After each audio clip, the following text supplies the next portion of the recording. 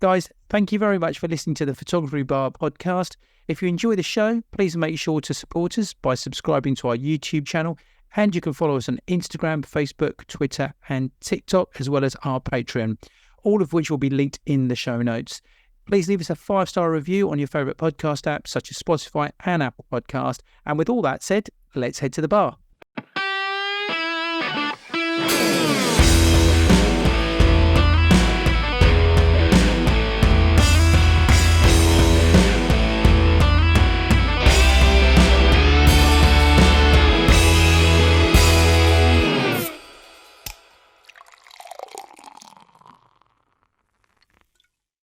Right, rock and roll, Mark. How are you? Rock and roll, Cam. Yes, I'm fine, thank you. How are you doing? Yeah, I'm great, thanks, Mark. Now we've got a special guest on the show, on the show joining us on the show today. Who is it? Who we got? Well, we've got Charlie from Click Live coming on, and he's going to be telling us about this this new show that's going to be debuting.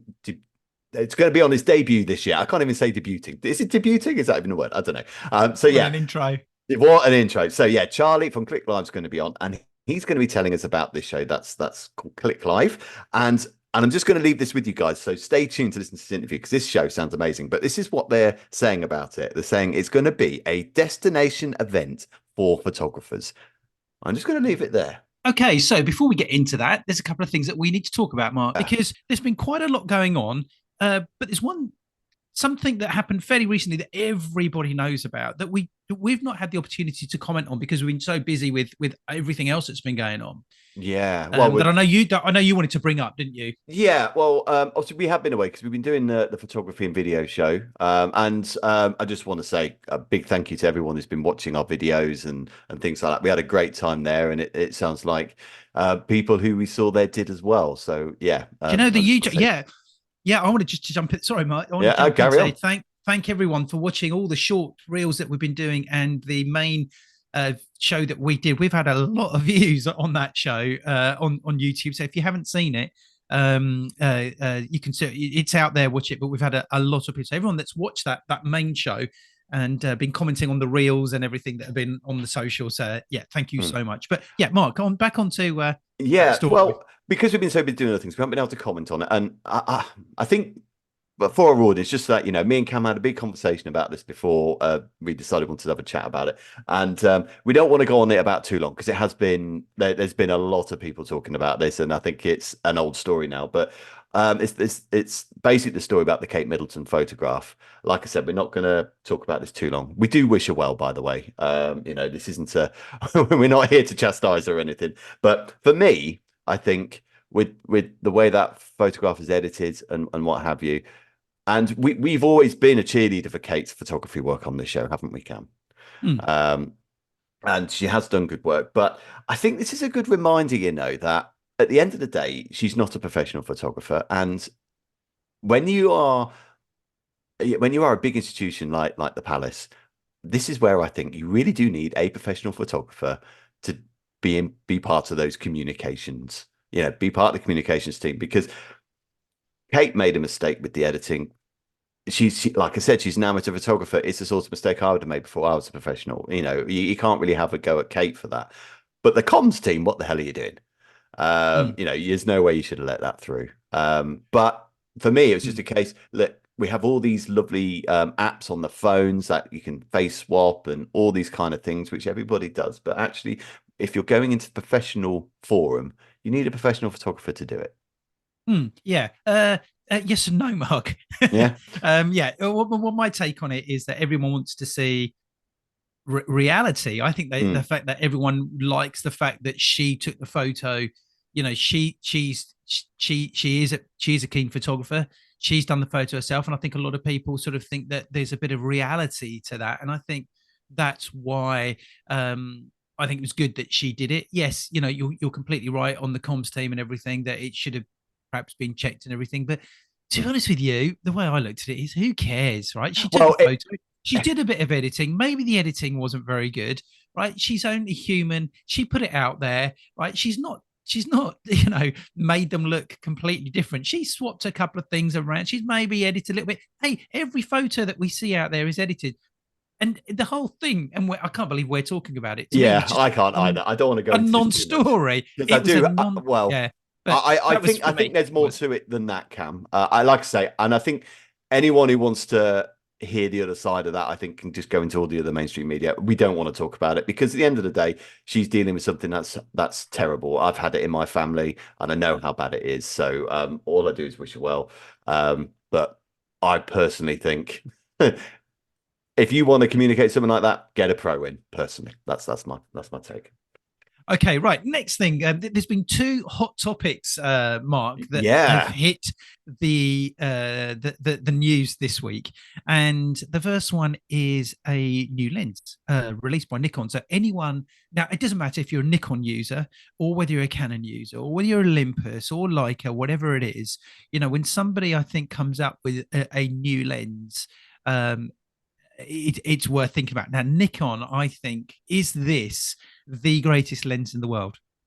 Well, we'll Because find out, won't we? I mean, right now, I mentioned it to you briefly, and yeah. your immediate thing was, yeah, but it's not 2.8. Okay, Well, okay, because if I'm going to buy a lens and I'm shooting a wedding with yeah. it, I need it down to 2.8, quite frankly. Yeah. Now, so I'll come on to it in a second. But interesting enough, this week I was on a shoot and I used the Nikon 70 to 200 Z lens 2.8. What a beautiful lens that is, and I use it on a Z6 Mark II. Absolutely beautiful. Works like a dream. Very very quick. Pictures were pin sharp. The 2.8 at 200 is gorgeous when you shoot outside. So anyone that's thinking about getting that particular lens, that's a 70 to 200 Nikon Z 2.8 lens. Don't even think about it. Okay, if you're in that Nikon Z mirrorless range, go out and buy that lens. Okay, it's a no brainer. But this lens, okay, the reason why I say could this be potentially the best lens in the world, okay, is purely because of its focal range. And what is the Okay, focal range then, Cam? well, okay, so let's just talk about any type of photography that you go out to, except maybe landscape. Okay, whether you're talking about event photography, whether you're talking about gigs, whether you're talking about wedding photography, whether you're talking about product photography, doesn't matter what type of photography. Most professional photographers are going to go armed with a bag, right? That's got a couple of lenses in at least.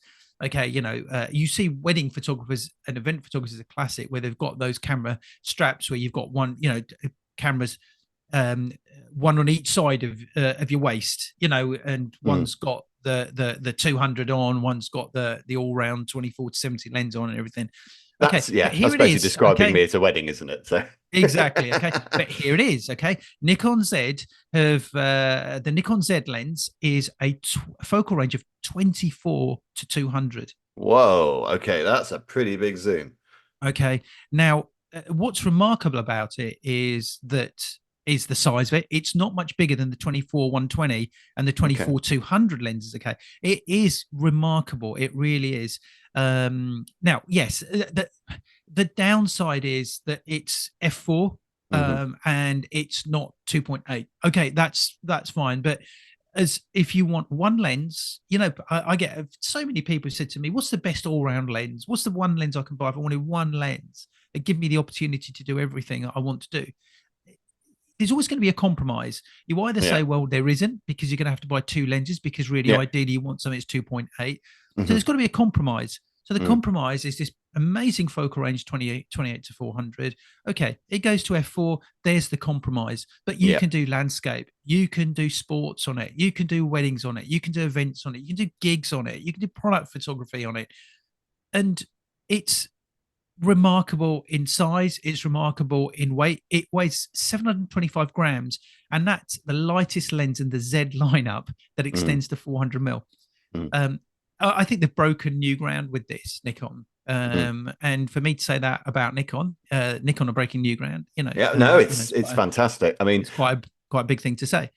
The 2.8 is a big deal for me, especially when shooting at weddings. If you're in a dark church, you need lower than f4. Personally, yeah. But it is what it is. I think it's very difficult to have an f2.8 lens at that kind of, with all that glass in there. To be honest, I think it would be very tricky. Of course it is. And I was doing studio products this week. It'd be a great, and I was flicking from the products we were doing that were outside and they were in studio under studio lighting conditions, and this lens would have been absolutely Oh, for perfect. that, be The absolutely best, perfect. Yeah. the best all round, What kind lens. of glass is in it? Now, What kind of glass is okay, in it? well, let's have a look, Mark. I don't have those details right to Okay. hand. I'm Okay, sorry. I put you on the spot okay, there, and I. yeah, you did. Okay, but we are going to come to this in more detail on another show. Okay, because Yeah. this is really just it's going to be available from April. Now, cost wise, what do you reckon? It's 24 to 400. That's groundbreaking. There you go. It's a 24 to mirrorless lens. 24 28. to Sorry. 28 to 400. Okay, it's a 28 mirror. to 400. Yeah, it's a Z series. Okay, so it's a I thought you mirrorless. said 200. Blimey, No, that's no, even bigger than I latest thought. tech. Sorry, 28 to 400. I hope 28 I to didn't get that wrong. 400. Okay, it's 28 to 400. This lens. I hope I didn't get that wrong. I'm sure I said that, but yeah, cost. What do you reckon, Mark? Well, I mean, okay, just for transparency, you asked me this before, and I said, well, judging by the Canon ones, it could be about 3 to 4 grand, but it's not 2.8. So, and that Right, so I'll point tell has you. been, so Yeah, go for it. but I didn't tell you how much it actually was. I did ask you how much you reckon it was because Yeah. okay, it's £1,400. Yeah, which says to Okay. me it's probably I'd like to see what the images are like from it, because it may not be the best, the optimum glass in there either, which is why I was asking about that earlier. And of course, it's not Oh, 2.8. come on, Mark. Yeah, Come on, Mark. Let's but be positive. it's 28-400. So I mean, that's an It's a amazing zoom range. So Yeah, it is. It's a Z series lens. We're not looking at something I'm old. just We're trying looking at to the latest tech. I'm just trying to No, explain Mark. the price Right. tag. That's all I'm trying to explain. The images from this, if a photographer isn't going to shoot good quality images, great quality images from this Yeah. lens, and then it's the photographer, not the lens. Oh, okay. Fair enough. Fair enough. All right. Okay, so Mark, the second story to hit the photography world this week, it's quite a shocking story. But until we know the facts, we've got to be very careful about, our thoughts on it. We can So only go on what we know, I guess. We can only go on what we know. Now, at the time of recording this show, this story broke last night, and it was also on BBC News today as well. And also one of you guys, one of the listeners out there, dropped us the story as well. Yeah. So just want to say thank you to Mr. John Scales for messaging this in. So yeah, it's great to have input from you guys, by the way. So thank you for that. Yeah, guys, if you're the listeners to this show, and we're doing it for you guys. So if there are any news stories or any photography stories or anything really to do with photography that you come across that you think that we should talk about, please, please do message us, because it's important. It's for you guys. So anyway, coming back to this story here, I'm going to read from the BBC site here, because this explains it very well. It says, a council has apologised after parents were offered a choice of class photos with or without children with complex needs in them. Wow. Parents at a Boyne primary school, this is in Aberdeenshire, Scotland, complained after being sent a link from a photography company offering them alternative pictures. Aberdeenshire Council said the decision was not taken by the school, and the link to the photos was immediately removed. Now, the company the photography company who are involved in this story are a very well-known school photography company, and their name's been mentioned in the news. There's no reason why we can't mention them. No, absolutely. Tempest Photography, we know they're the country's biggest school photography. It's a huge company, probably the biggest photography company in the UK. Okay, so Tempest Photography told BBC Scotland in a statement it was investigating the matter, and that it had spoken to the photographer involved and the school, and that at this stage there was no further comment. Now, okay, so by the time you guys listen to this, it might well be, that things have moved on a little bit. Yeah. But right now, the stories that are coming out from this are really coming out from some very upset parents. There was quite a hard-hitting video, which is on the BBC site. We'll put a link out for that, and it was on the news this morning, about a mother who has a daughter who was one of the photos that has complex needs. And she talks about her daughter being excluded, not just from this, but from other things in her life that she will be excluded from. And she's very emotional on this. I find it quite emotional talking about it, Mark, actually. Yeah, And so basically, for those of you that aren't quite sure, so it seems as though a photographer was offered to do group photographs in a school with all of the pupils, and then offered to do an alternative version, and that the alternative version was a photo without taking out the children who have complex needs So in it's them. They were removed yeah, from the photo, excluding. excluding them. Right. Okay. Mm. Now, okay. Now let's look at it here. Okay. So we don't know the full facts. Now, Tempest Photography, their response has been obviously quite measured because they're investigating it and they've spoken to the photographer involved. Now, first of all, was this something that was the photographer's decision there and then on the day? Had the photographer, he or she, been prompted by somebody else? Had the idea was just the idea was raised at the school by a parent, by a member of staff, by the photographer, saying, "Hey, look, do you think we should do this? And do you think we should do an alternative photo?" And suddenly it sort of snowballed, and they did it. I mean, So I doubt that bit, Cam, because the okay, school have denied that they've got any sort of decision making on this. And the only way the photographer would have known if that was being discussed is if the school told them, because the photographer probably didn't have necessarily connections to not necessarily have connections to the parents of the schools. So this photographer's probably done, about loads of different schools within the area in that week. So they might not even live locally. So I doubt it's that, to be honest. Now I want to be very careful here of knocking Tempest for a moment, because it's very easy to jump on the bandwagon and say, "Oh, this photography company, oh, typical Tempest and whatever." And I'm not saying that at all. I think we've got to be careful because let's err on the side of caution here. First of all, the thing is, one thing that is a little bit worrying, or very worrying, is that the parents, it says at the school, complained after being sent a link from the company offering them alternative pictures. So when Tempest sent the link to the photos, they sent those photos for the parents to have a look at. Now, and a bit of a question I have there as well. Were Tempest aware of? Were Tempest actually aware that this had actually been done? Or but it goes before then. The school must have been aware that this had happened. Actually, I mean, I've obviously just defended the school and said it wasn't their decision, but when I don't really do a lot of school photography, but there is a dance school that I do stuff with, because I have some sort of corporate link with them in my studio, and I go off and do some of their group shots and some of their. But the teachers are with me all the time.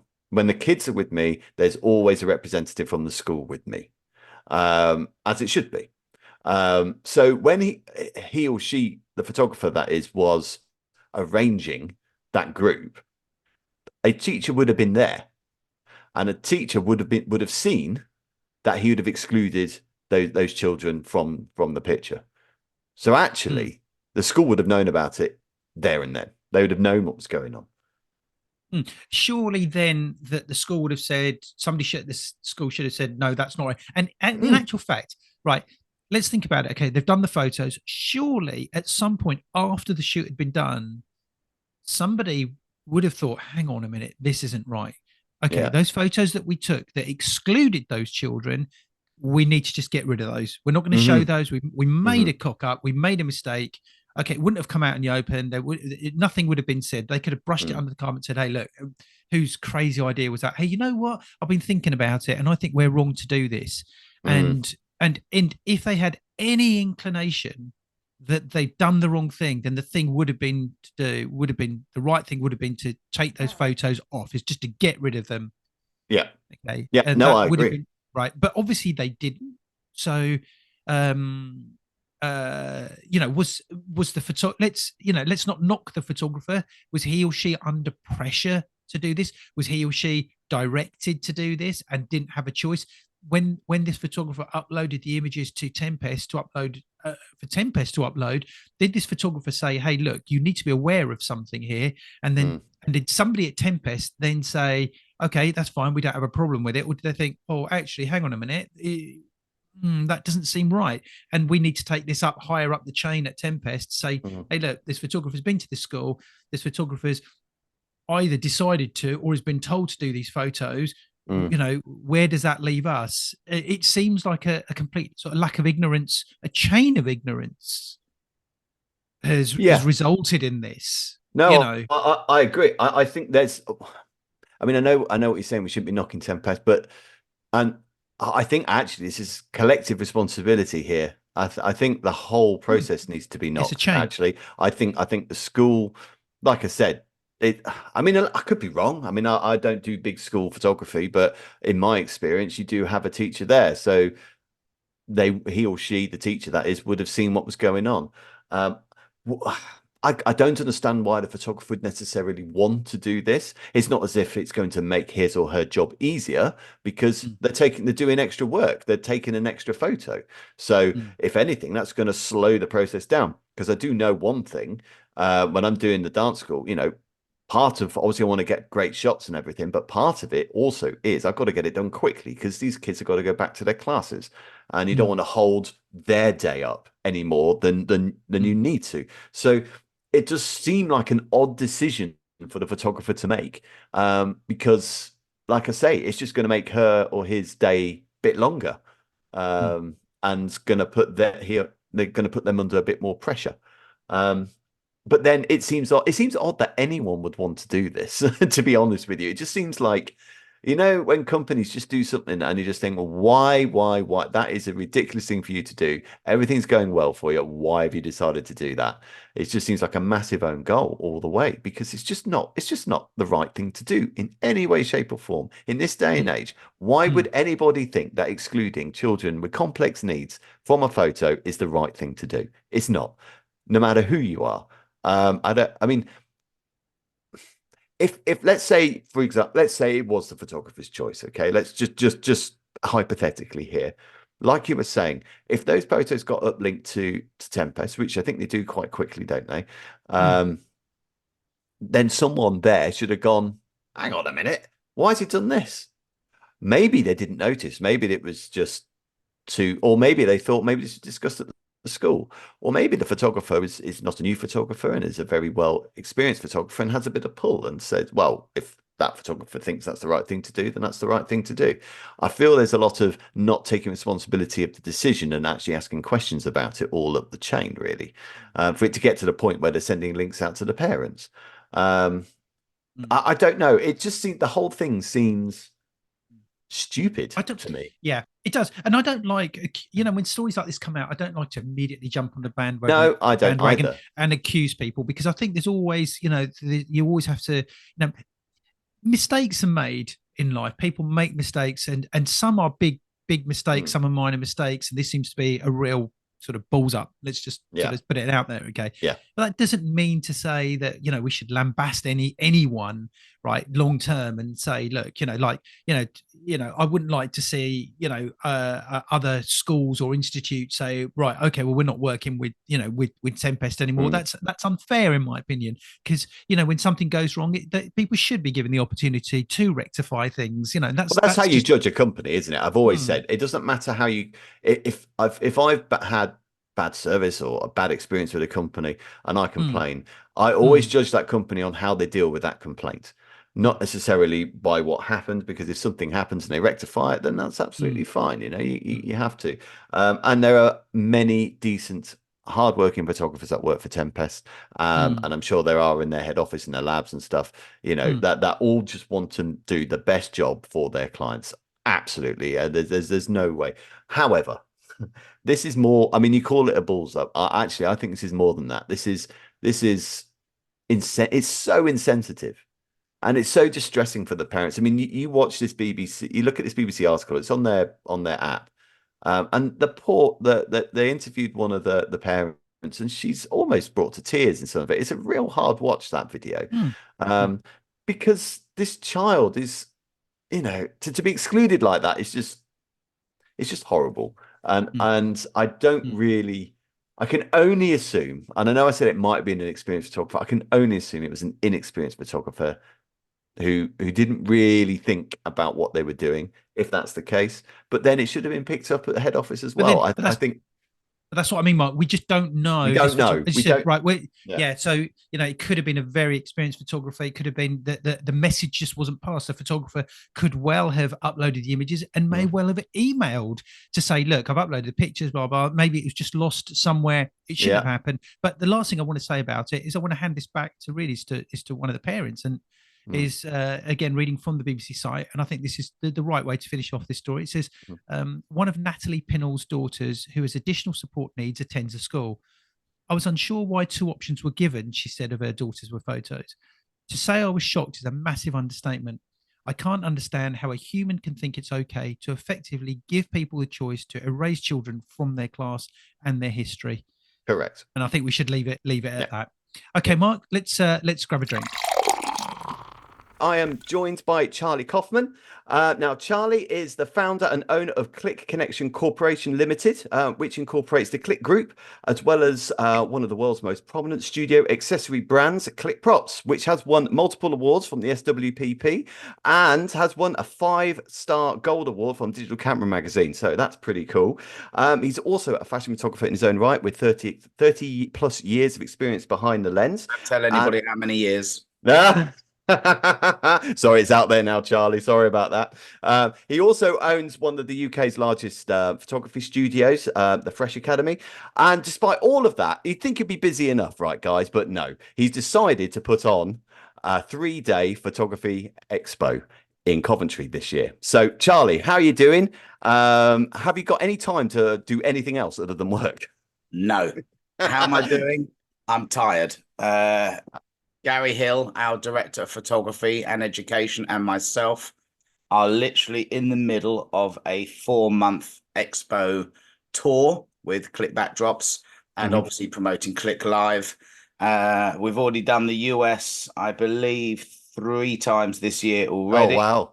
And have another 3 expos in the US in April and 1 in Canada as well. So it is manic. Flying the British flag for our fantastic award-winning British-made product. Excellent stuff. Yes, in a nutshell, we're tired. And how's it all going? I'm guessing a lot of that's to do with obviously the promotion of the show and obviously your products. But how's it going? What's the feedback been? The nice thing about what we do when we travel is we are a face-to-face company. I could very easily take the huge budget we spend on exhibitions and just put them into PPC and hide behind a computer and a keyboard. It's not what my brand stands for. We are a premium backdrop company, and we're probably we're almost definitely the largest in the UK, and probably one of the largest in Europe, and definitely the fastest growing in the US. So we have to be there. We have to be in front of our customers' faces. We have to show them what makes our backdrop different to something they buy online. And it's all about, getting the right customer in front of our product as well. So we have to do the right shows. Of course. And pre-COVID, if I told you the places we would go to in 1 year, you would think that we're travel writers. In 1 year for Click Backdrops, we did Macedonia, we did America 6 times, we did Canada, we did Moscow, we did South Africa, we did Portugal, we did France, Germany, every show in the UK. Blimey. Even to the UAE. It's literally getting us out there, and that's what led us to Click Live, which I'm sure we'll go on in a minute. Because being a photographer myself, we're one of the few photographic backdrop companies that we are not a printing company. We are a photography company. And we are making a photography product by photographers for photographers, and also now film and TV. So we're moving into that genre as well, from demand from people wanting our product. Oh, so expanding into that area as well must be exciting.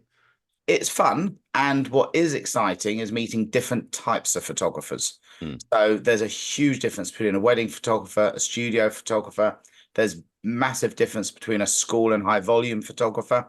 So we do all the school and high volume expos in the US. There's 3 of them. We exhibit at all of them, and you're just meeting different types of photographers, and your sales pitch changes between them as well, and so does your offering. There's a big difference selling 1 backdrop to 1 person as opposed to 50 custom backdrops to 1 person. to be used by 50 different teams, which is a print job we're just finishing now for one of the UK's leading school photography companies. So it is really fun and exciting meeting the different types of image makers around the world. And now we've got Gary Hill embedded in our team. He just celebrated his year anniversary working for us here. And he is one of the most noted educators in the UK and an ambassador for several brands, one of our main designers as well, which what brought him into the fold. And he's now speaking at a lot of these international expos as well. So we demo the product and then people automatically want to buy the product. Excellent. Well, it just shows the quality of the product that you sell. So that's really, really cool. But we want to move on to Click Live because okay. Right, the one that's making me age by the day. Yes, I'm sure it is. But well, it sounds like, I mean, obviously, go online and have a look at the website, everyone. We'll pop those details in the show notes. But this looks like a really exciting show. It's slightly, it's different, isn't it, to what has been done before? So please, go. What makes this show so good? Background. I was always told to walk before you can run. We are not new to putting on events. So the Click Group, as you mentioned earlier, is a group of independent portrait studios. We've done all their marketing for them, all their bookings for them, and this year we celebrate our 30th birthday. So every single year from day one of the Click Group, we always did a national conference for our members, sometimes twice a year, between 100, 200 delegates, 10 exhibitors. So we've always done that. And for our 30th year, in conjunction with Photokina ceasing to exist anymore, in conjunction to what was a cool, smaller show, the Newborn and Portrait Show ceasing to exist, we decided to celebrate our 30th anniversary to set up a UK expo, but not just hitting the UK market, hitting the worldwide market, to breach what we feel is a gap in the marketplace in the UK. So a really interactive, young, fresh new approach, taking all of the things Gary and I have learned from traveling to all of the expos around the world, taking all the things I love as an exhibitor and putting them into one show, which is theoretically Click Live. We're not here to say our show is better than anyone else's. It's certainly going to be different. We've just exhibited at the Photography Show, as you know. We met each other there. So there. We had a belter of a show. It's a consumer show that hits the pro amateur, the enthusiast, the school student. It hits the professionals. It covers everything, but primarily it's a shopping show. With tons of stage talks, which are fantastic. Loads of our speakers were there as well. Gary Hill has spoken there numerous times in the past as well, and demoed on our own stage. So it is a great show, but it isn't Click Live. Click Live is a different beast altogether. So what we wanted to do is bring what the Americans do so well, which is create a community of photographers. They are all about that. There are shows that I know in the US that sell out within a week of launch.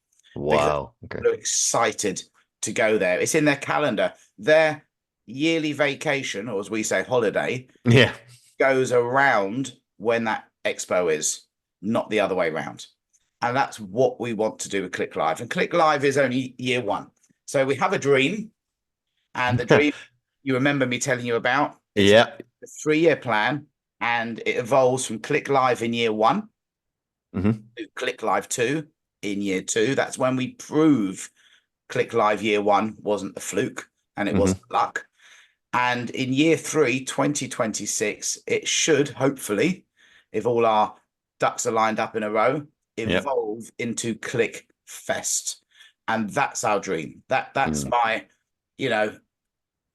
that will be my gift to the industry. I hope that I'll leave, that will carry on for many, many, many years.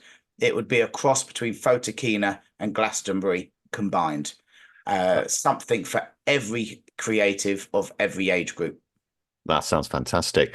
And so it's going to be in Stoneleigh Park, Coventry, which I know very well because it's only about 20 minutes from where I live. So how come you chose Coventry? How come you chose Stoneleigh Park? Well, I didn't choose Coventry. I chose Stoneleigh Park. Yeah. And I tell you why. And I said this to the event organizer and David Tremmell, who's our event organizer. First of all, it's the only venue I know of in the UK that has the scalability to go from Click Live to Click Fest. Set within over 200 acres of ancient woodland, it has the facility that this year, when we do photo walks, we're doing them in beautiful picturesque surroundings with lakes and forest trails rather than car park N5 or Yeah. a concrete jungle of most expo venues around the world. Yeah. If we get, or when we get to Click Fest, we have provisionally booked the whole of Stoneleigh Park, 220 acres, where we will have 3 buildings taking up nearly 100,000 or just over 100,000 square foot. We'll have outdoor semi-permanent marquees that will hold parties for 4,000 and 5,000 people each. But more importantly than that, we believe we will be the only educational centre in the world that will teach things like sport photography with live sports and live motocross going on, because it just happens to have a 2-kilometre off-road track in there as well. It so certainly imagine does. the fun that the quick snappers can have there. Yeah. Have the facility to put on live fashion shows. And for the wedding photography, we can set up an entire mock wedding. And there's even discussion that we want to try and put on a real wedding every day and maybe get one of the TV reality shows partnering up with us, say Yes to the Dress or Married at First Sight or something. So we're really thinking big with this one. Mix that with a food festival to feed 15,000 people a day, a music festival to entertain them. And for those that don't want to be partying to the early hours of the night, there'll be evening seminars, singles events, literally something for everyone. And that's what ClickFest hopes to achieve. I want people to walk away with the wristband that they don't want to cut off for several months. I want them to come back in year 2 of ClickFest with T-shirts, his and hers. We got hitched at ClickFest. We met at ClickFest. Maybe I got pregnant at ClickFest. What it to be, I always go too far. We want it to be a vocation for photographers, somewhere where photographers from all over Europe and the rest of the world can come to the centre of England, to Coventry, which is the centre of England. Merredon's only a couple of miles away. To a beautiful venue, which has a really homely feel. We'd have 750 glamping tents set up, 5 acres of self-camping. There's already things like shower blocks there. We'd install more. There will be loads of hotels and a great infrastructure with Birmingham International Airport. And we want it to be somewhere that would be a 4-day event, Saturday, Sunday, Monday, Tuesday, where not only can they see a world-class expo, enjoy world-class education, because of the budgets of ClickFest, we'd basically be able to get anybody we want to teach. Apart from one speaker whose fee was $750,000 for an afternoon. He's out of the equation. He's not a photographer, so don't worry. Right. Okay. And, wow. Wow. It did include renting him a jet to fly in. Whoa. To Coventry Airport. We can all aspire. But we want to create a destination for like-minded photographers of all diversity, of all age groups, that they can come, and this is their vacation. This is where they can go. And the nice thing is, it's also a tax-deductible vacation. So for the American, Canadian photographers that have always wanted to go for a summer holiday in Europe, come into ClickFest, spend 3 or 4 days with us, and then go off and take a 40-minute flight into France, Germany, Paris, etc. But it's also a lovely part of the UK as well. You got Leamington on the doorstep. You got Warwick Castles, Kenilworth Castles around there. So it's a lovely area around here. So and being set within this ancient woodland gives people like Jess McGovern, who is out doing our courses on outdoor dog photography, perfect environment. You cannot teach things like that in a standard expo hall. It's just impossible. Absolutely. So that's what we're doing. And Click Live is this year, 23rd to the 25th of June. It is daunting. We have put together a lineup that is way beyond anything I've ever seen at a single convention. Well, let's talk about that. Who's in the lineup? So headlining is Lindsay Adler. Wow, who's she? Sorry, only joking. Lindsay Adler, by far one of the most prominent fashion beauty photographers of our era, really. And I must tell you, having had dinner with her and sharing the love of cavapoos, she's actually just the nicest person as well. Down to earth, no ego. She's flying in with Chris Knight, who'll be representing Fujifilm. He's going to be doing a couple of great classroom talks as well. We have Kelly Brown coming from Australia, obviously, you know, Miss Maternity, talking. Marta Ponska. I believe it might be one of her first times on the big stage in the UK. But also some speakers. I mean, we've got Gary Hughes, one of the top headshot photographers in America, but also speakers that have never spoken in the UK before. And that's what we're also trying to bring. So we've got one duo from Texas who are doing a businessy stroke demo-y sort of motivational course. And I won't say the course on air because there's a swear word in it, but it basically how they went from zero to $500,000 turnover studio in 1 year during COVID. Wow. It's basically his talk is basically F the niche. Yeah.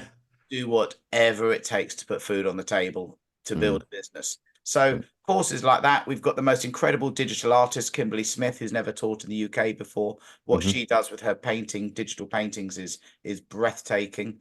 It stopped Gary in his tracks when he saw her work. He literally said every page of her website is a fellowship panel, you know, and he's judged for all of the associations in the UK and Ireland. So we're trying to bring some new talent. Funnily enough, very heavily female based.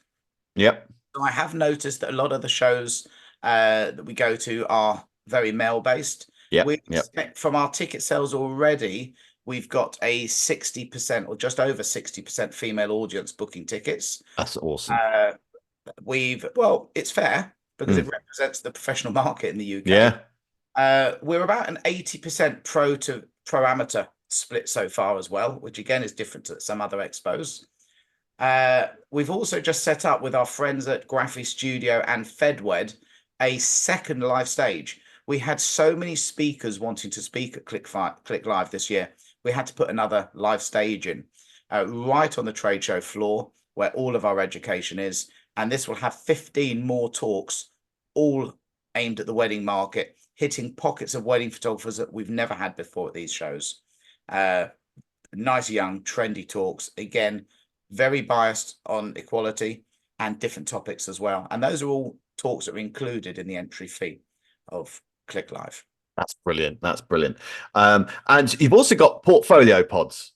So is there about like 15 portfolio pods around? Yeah, so that was a little idea we had looking at the US market. So there are 2 or 3 shows in the US, and WPPI, another one, has just started doing them after we had the idea.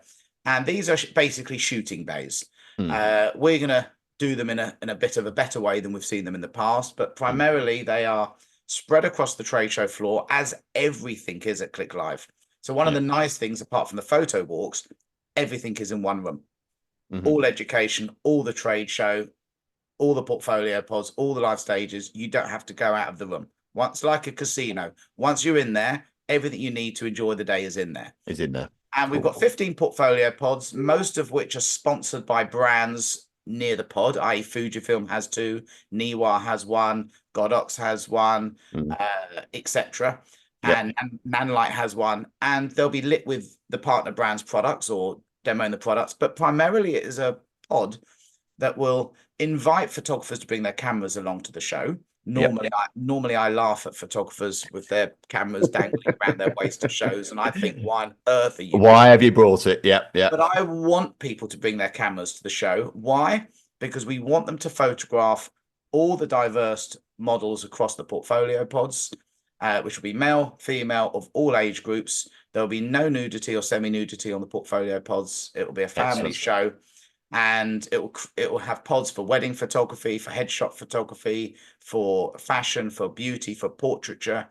And the idea is we then link the portfolio pods, not only with the brands, but also with a competition called Click Live Photographer of the Year. Yes, I was going to, you're doing my job for me. I was going to bring you on to that, but yeah, fantastic. I have no issue talking, as this podcast will know.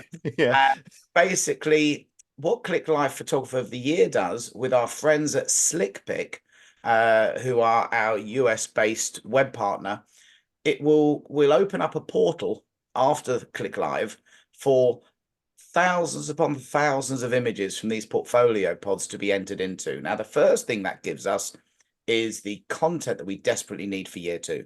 Yeah. So imagine year 1, we're promoting an international show. We have no content. So we have fallen short there, and it has been very difficult to let brands and visitors see our vision with no content of previous years. But I won't lie, it's been very difficult. We've done our best. But it also gives the talent on the portfolio pods a whole portfolio's worth of imagery for them to enjoy, and thank them for their time.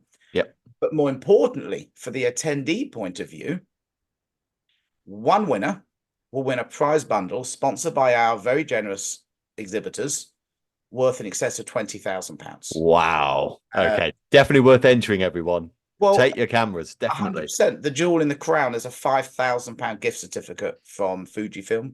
Ah.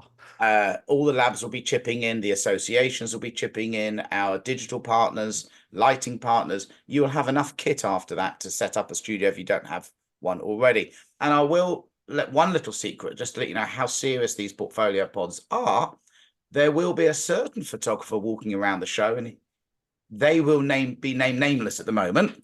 Okay. But that particular photographer will be attempting to shoot, I believe, their 4th fellowship panel on the trade show floor. And we don't believe anyone has ever shot a fellowship panel on a trade show floor before. So that is what a particular photographer is going to attempt to do. That is really cool. If they fail, we won't tell you who it is. No. If they pass, it will go global and viral, I'm sure. And we are going to film the whole thing as well. So that's what a portfolio pod is. They will all feature click backdrops as well. We have teamed up with a wonderful company called Creativity Hub, and what they're going to do is they're going to give some of our exhibitors the opportunity to upgrade their Click Live portfolio pod to a more creative one, with, you know, the most spectacular look. And you would have probably seen some of their pods they had, or sets they had at the photography show. They're pretty spectacular. I felt they upped their game this year with the shooting bays at the photography show this year. They really did. And it was nice to see a range of different people as well, because in previous years it has been, like you say, the kind of the semi-nudity across the car kind of shot. And I'm glad they kind of moved on. There was a chap there with roller skates. There's a girl there, I think, with a unicorn. Creativity team, correct? Yeah, absolutely. So I felt that they really did up their game this year. Correct. So we're trying. But portfolio pods, as I said, it's going to be a great attribution to the show. The nice thing about UK shows, I don't know if this podcast goes internationally, the nice thing about the UK trade shows and some European ones, we have what's called a shell scheme.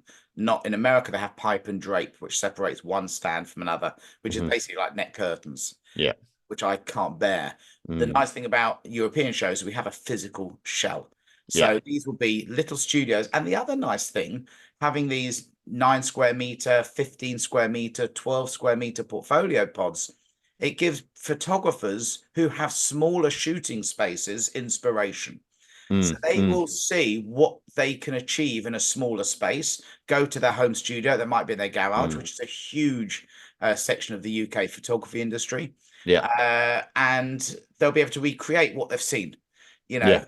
So that's the idea of what a portfolio pod is. Yeah, well, that's fantastic, because like you said, most photographers don't have this several acre studio premises where they can have lights coming in from a 2-story ceiling and all that kind of stuff. Like you say, it's a lot of people do use very small studios.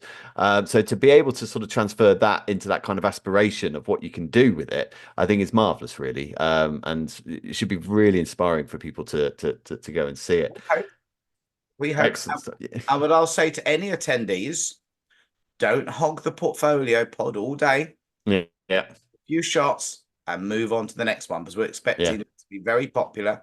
We will have a whole team of Click Live volunteers on the show floor, helping people and ushering them and giving them the settings, etc.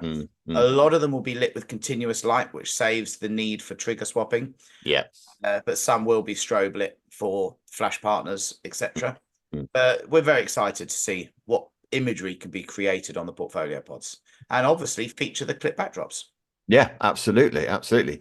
And so, brand-wise, then, I mean, I understand this is very much about the talks and seminars, and we really want to go to the festival route with this. But I'm guessing we got some of the brands there with their things for people to see. So we've got Fujifilm were the first brand. Our friends at Fujifilm have been incredibly supportive. They saw my vision from day one and supported us with a stand, with portfolio pods, with prizes, with advice and help before I even had the floor plan done.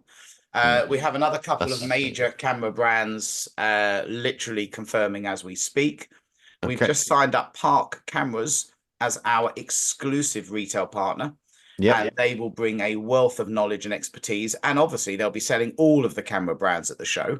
So whether or not every major camera brand is there, you will be able to buy any cameras you want from Park Cameras, you know, one of the top photographic retailers in the UK. Absolutely. We have our lab partners, One Vision, Loxley, Sim, Digital Labs, Seawe, Graphy Studio, Folio Albums, and Photo. So you're not going to have an issue getting something printed. We've got I think there's about 10 brands have never been to the UK before. People like Cheetah Stands, Homesprung Hearts, who do these amazing angel wings that can only be normally bought from America.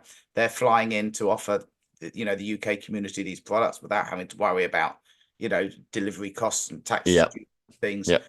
We even have a prop market. So one of the things that was missing at the photography show this year, there was no prop companies. Mainly because I don't sell newborn baby props anymore. We used to have a huge stand selling baby props, but we don't do them anymore. So we've set up a whole prop market with reduced square footage spaces for the vendors, because they are normally, as we call them in America, mom and pop shops, you know, rather than big brands, and they can't afford big spaces of a big show. So we've got a prop market which will be filled to the brim of everything fluffy and cute and unique and accessories for photographers to enjoy and buy. And I think there's 5 of those brands in there, all flying in from Italy. Just for the show. So you can imagine some Italian flair coming to Coventry as well. Excellent. And I guess, I mean, by the sounds of it, there's some of these brands that we may not have seen before, especially if there's these smaller group, like you say with the prop stands, for you know, the smaller businesses that maybe don't get the international access that the bigger brands do. So there's going to be something different there for people to see. No, definitely. That's what we have tried to do. Because you must remember, me visiting all the shows around the world, when my best pal Simon phones me up and I'm in a different country, a different show, and he goes, well, and he's a studio owner as well with 2 successful studios. First thing he always says, anything new? What have you seen? And and a lot of the time I say, no, same old. Literally the same people, no different to most high street in the UK. You go there, you've got your Nando's, you've got your Starbucks, you've got your, you know, your Peacocks or whatever. So we just wanted 100 betting shops, and we just wanted to bring some new visitors to the UK market, like Slippick, who've never been here before. And it's because we travel all over the world, is we meet these people and we've become friendly with these people. So that's basically what we want to do. We don't want I think it'll be impossible for someone to walk around our trade show and do it in half an hour. It's just impossible. And you've got some brands who I know, like One Vision, because I use One Vision as my lab. And I know that they're not doing many trade shows this year.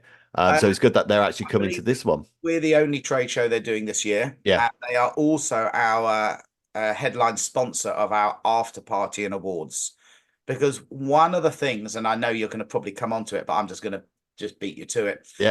One of the things that, as I said, we're trying to bring this US community vibe to the UK market. One of the reasons they have that is because the social networking opportunities. So at Click Live, the actual trade show itself is open from 10 till 5. But education starts at what I call American times, 8 a.m. to 11 a.m. and then starts again at 4 p.m. to 7 p.m. So the education is not hitting the trade show hours heavily. That's brilliant. But then on the Sunday night at 7:30 p.m. on the trade show floor, you have an audience with Kelly Brown, and she's promised to have some surprises, and she's promised to make it unique to any other presentation. where photographers can network with a drinks reception, some canapes, and then in a small group of maybe 100, 200 people, they can get to know Kelly Brown, see her do a live demo, get to know. It's a 2.5-hour event. We've just reduced the both evening events from £150 to 99, just to get them filled, just to get people buzzing about them. On the Monday night, we have same again, an evening with Lindsay Adler, which she's never done in the UK. I don't even think in Europe before this type of event, where again, you'll get to hear who she is, a bit about her background, what drives her, and then see live demos as well. And then on the Tuesday night, if that wasn't enough and people hadn't done enough networking, Tuesday night, we all pack down the show as quick as possible, not the attendees.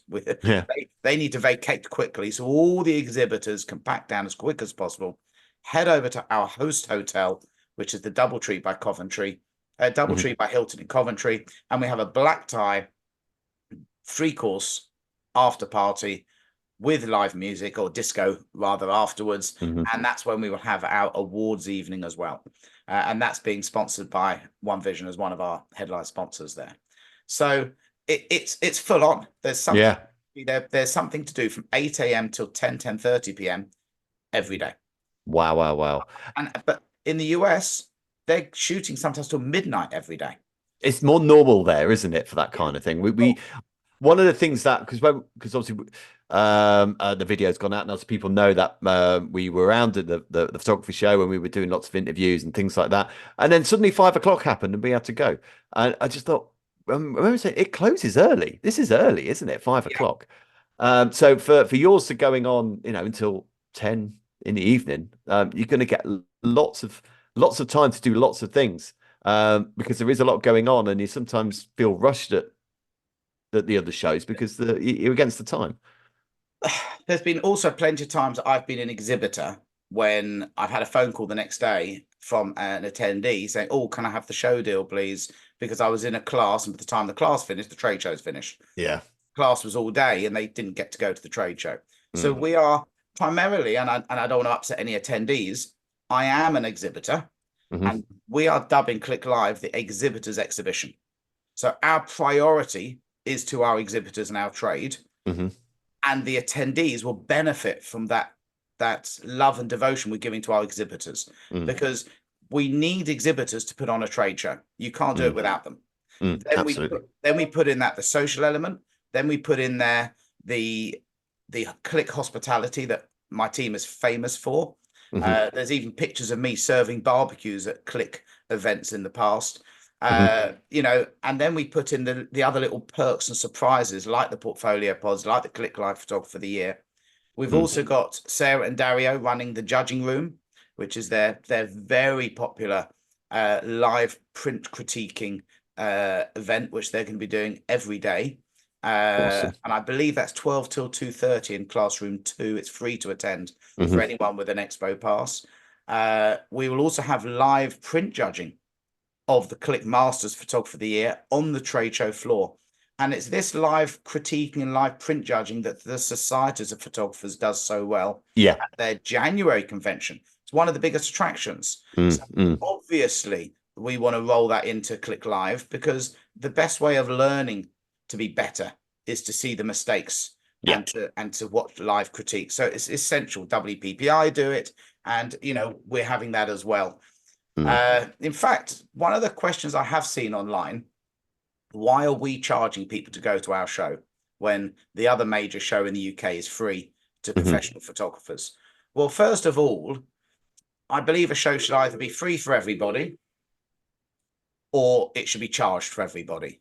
As an attendee, if I was a semi-pro, why would I pay? But if I was professional, I wouldn't have to pay. Surely the professional has more money than the non-professional. Well, maybe not. I understand most enthusiasts have what we call a proper job. Yes. So we have put on a modest entry fee, which is £49 for one day, £79 for all 3 days. That includes 10 live stage talks a day, the judging room, the 15 portfolio pods.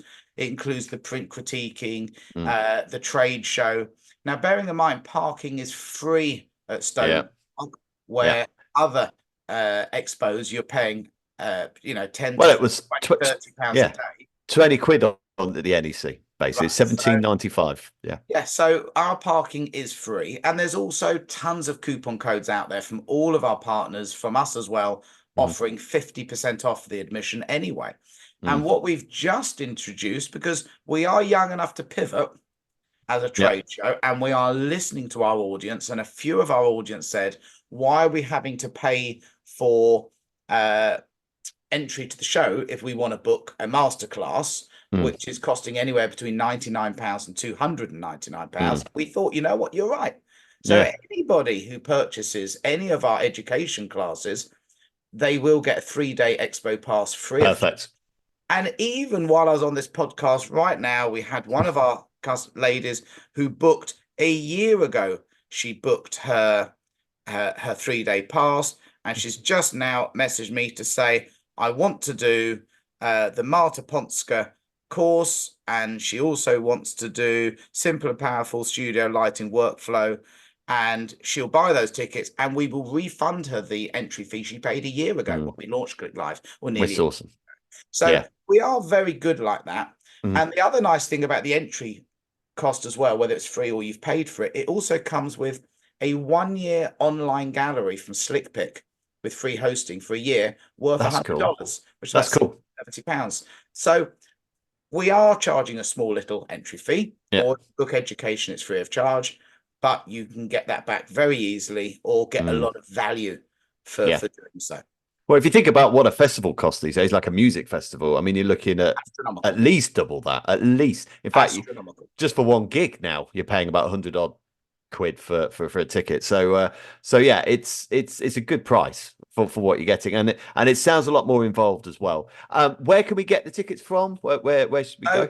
We're using Eventbrite as our ticketing company, because we wanted to give people the security and confidence they're buying from a national ticketing company. So the website is clicklivexpo.co.uk. I am always approachable. So anybody on this photography bar that are Facebook friends of me, or they want to go onto any of the Click Live social media channels, you will be impressed at the speed that my team and I respond to people. You know, worked out we're online 118 hours a week, responding to questions, things, and live. There's no chat bots with us. You're speaking to myself or one of my team, and we'll hold your hand through the booking process. We'll look after you when you're at Click Live. The most important thing that people have to realize, I am doing this for the photography community. Yeah. Obviously, we'd like to earn a bit of cash out of it at the other end. Well, obviously. We're not a registered charity, but we are doing this because we believe the British and European photographic community lacks what that US photographic community has. And that is this social element that I do not see. Of course, the society is doing a great awards evening, and then there's a big sing song with Colin in the bar. But we're talking a larger scale, a larger networking opportunity from photographers from all over the world. This isn't come to Click Live and stop going anywhere else. What we've also noticed, and I did another podcast thing with Paul Wilkinson, and he asked me, what would I change? I would get British photographers primarily getting educated a lot more than they do. US photographers educate themselves a lot more than UK photographers do. So yes, you should be coming to the societies, you should be coming to Click Live, you should be going to the photography show. There might be another show pop up across the country the next few years. You need to invest in your business, because if we stand still, we go backwards. Absolutely. The industry doesn't stand still. Yeah. No, I couldn't agree more. Excellent stuff. Well, thanks ever so much for coming onto the bar. That's gone quickly, hasn't it? So and guys, for all those listening, please do check this show out, because it does sound very, very different to all the other shows that happen in the UK, and as Charlie said, in Europe too. It's nice to have something different, and this is a mixture of learning. It's a mixture of, buying new kit if that's what you need to. But I think the big headline really is it's about being social, and it's about networking without the use of social media, which is wonderful. In person, face to face, speaking to people, which is something that me and Cam are always advocate of, definitely. Thank you, Charlie. Thanks for coming on, and all the best for the show. Thank you very much. thanks for having spoken to Charlie. That was it was great to find out about that, and I think this is going to be pretty exciting, actually. He has scope, doesn't he? I think, I love the photography show. Don't get me wrong. I think it's brilliant. And I think the Society's one we've been to has been good.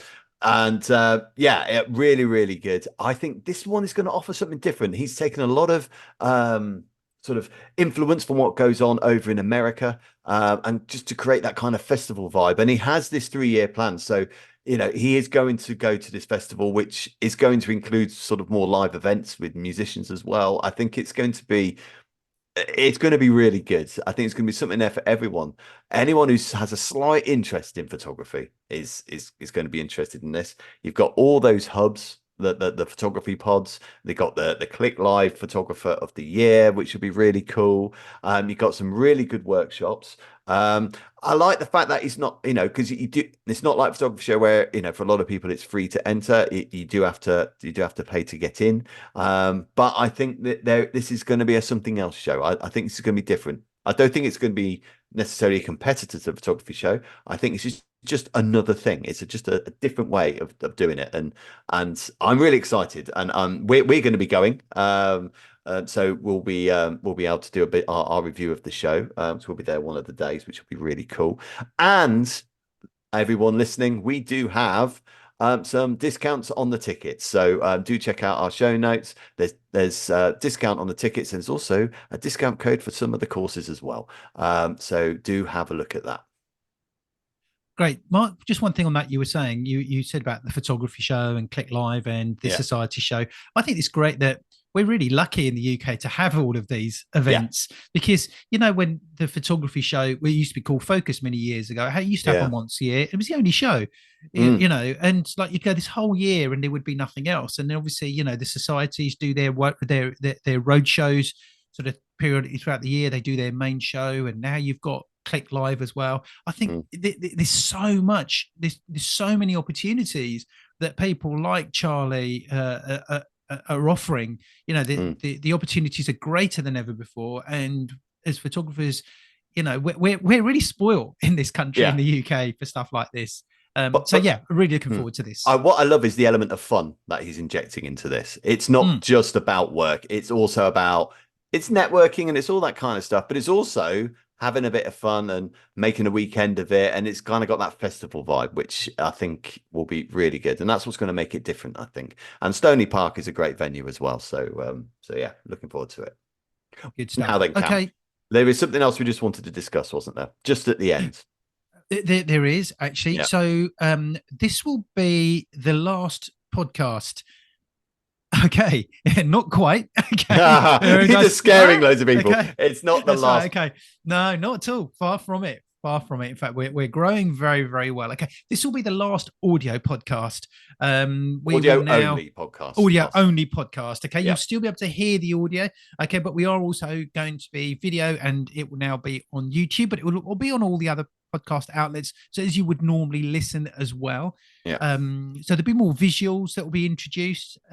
So keep this. So if you love listening to the show in the car, that's the best opportunity. Then you can carry on doing that, or you'll be able to watch it on on YouTube as well, which is gonna be great, because with product reviews and guests coming on and everything, we're really looking forward to that. So yeah, absolutely. So before we go, we just need to have a quick shout out to all our patrons. Okay, so Amara Zainab, Nick Payne, Carl Sherville, Rob Percy, thank you very, very much, guys. Absolutely. Really, really appreciate it. And thank you for listening to this episode. And remember, next time we're going to be on video, so you're going to see us, and we'll see you then. Cheers.